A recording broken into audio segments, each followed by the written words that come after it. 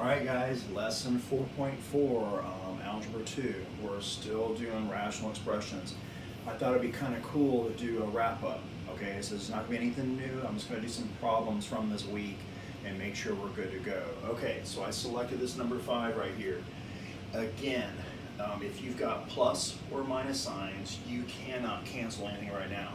Okay, you might want to go 7 into 7 and then 7 into 49, but you cannot because this is a binomial and this is a binomial. You have to factor first. Okay, so over here I'm going to put an equal sign, draw your fraction bar. All right, there's no GCF other than 1, so your only other hope is to try the 2 parentheses factoring that we've done, the by.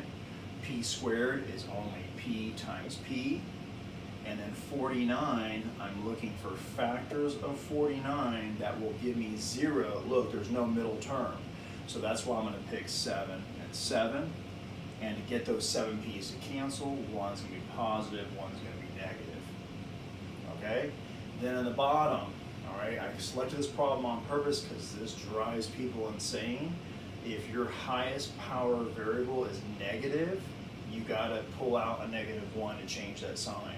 So p is to the first power, this is p to the 0 power with that 7. So look, I'm going to pull out a -1.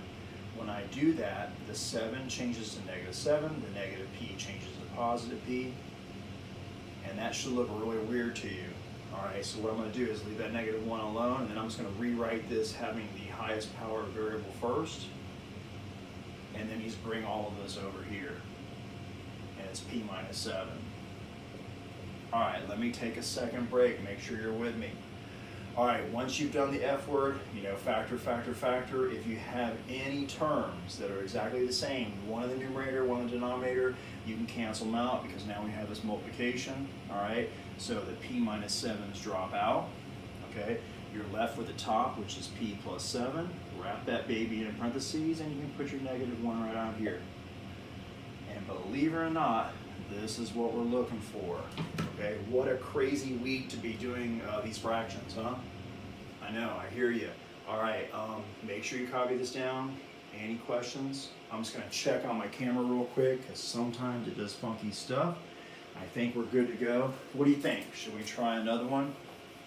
Yeah. Let's find another one.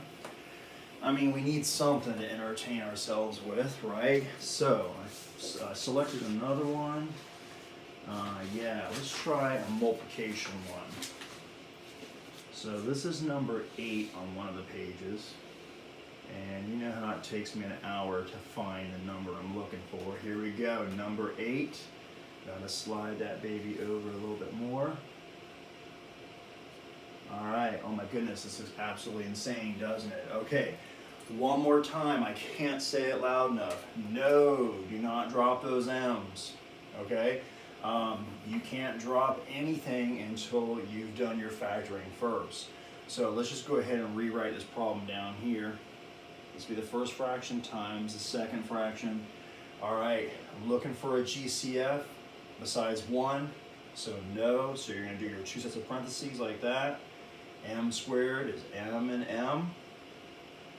I'm looking for factors of 8, all right? 2 times 4. That will add up to -6. Remember, that positive means the signs are the same, but you want a -6, so you make these both negative. Okay?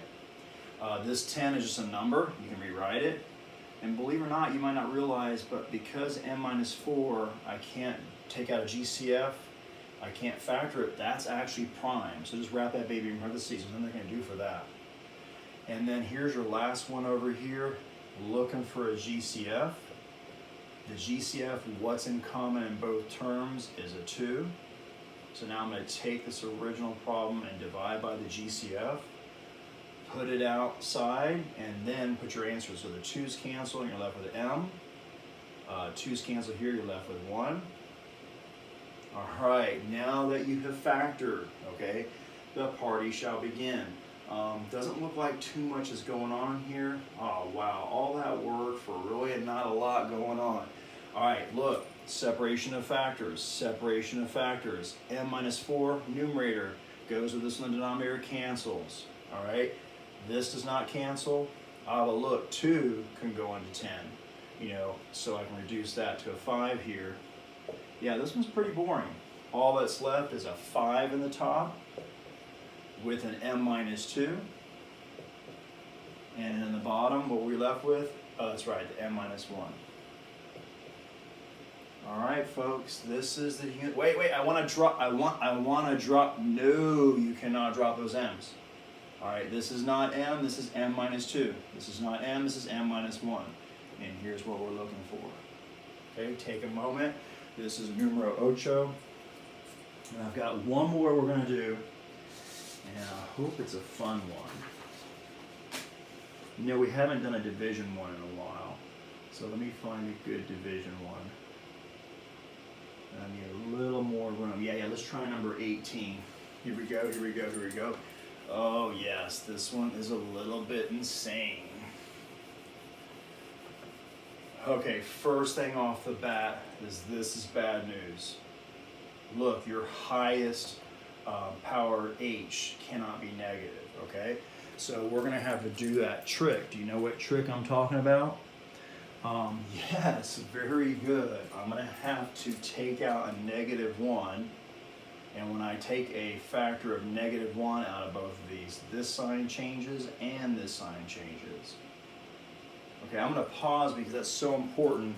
I wanna make sure the camera's picking it up, and I wanna make sure you know why, okay?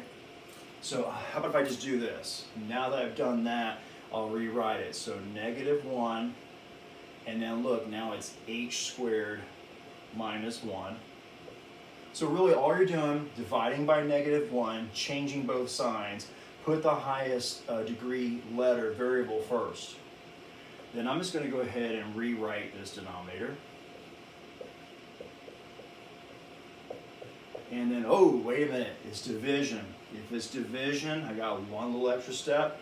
I'm going to change it to multiplication, and I'm going to flip it good, the second fraction. Okay, probably the hardest part is really just staying organized with all of this. So now we're going to factor, all right, because that's what we love to do, right? All right, -1, we'll leave that baby alone. There's no GCF here, so we try this. Oh look, it's difference of two perfect squares, h and h, 1 and 1, because 1 times 1 is 1.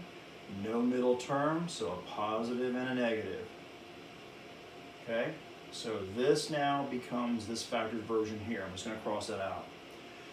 This one does have a GCF. If you look, the GCF, I can divide this by 2, this by 2, and this by 2. So that's what we're going to do. We're going to divide everybody by 2. All right, now you're left with 2 on the outside, h squared minus 5h minus 6. 6 is just a number, so we don't have to factor that. And then look, you got a GCF over here. It happens to be 2 again. All right, let me cross this out. Sometimes this happens. Look, this baby can factor again. So leave the 2 alone. H and H. I need factors of 6. Be careful because look, it could be 2 and 3, or it could be 1 and 6. But this means the signs are different, so I want it to subtract to be -5. So that's why I got to pick 6 and 1, make one of negative, one positive, and look, -6h's versus 1h gives you that -5h. All right, so I'm just going to cross out everything that we've factored. We're left with this madness, we're left with this madness, this 6, and then this. Please tell me there's a party here. Does a lot cancel? Oh yeah, look. All right, I got an h plus 1 up here. Cancels with this h plus 1 down here. I've got this h minus 1 up here, and this h minus 1 down here. All right, and then look, I've got this factor of 2 that can go into itself once, and into 6, 3. Okay? What in the world are we left with? Okay, in the top, we're left with what? -1 times 3. Okay, and then in the bottom, we're left with what? This h minus 6 and this 2. All right, already forgot. That's really sad. All right, well, this is Mr. Mac. This was lesson, what, 4.4. I hope I said 4.4. And it's for Algebra 2, and this is a review from week 1. Good to see you. Please take it easy.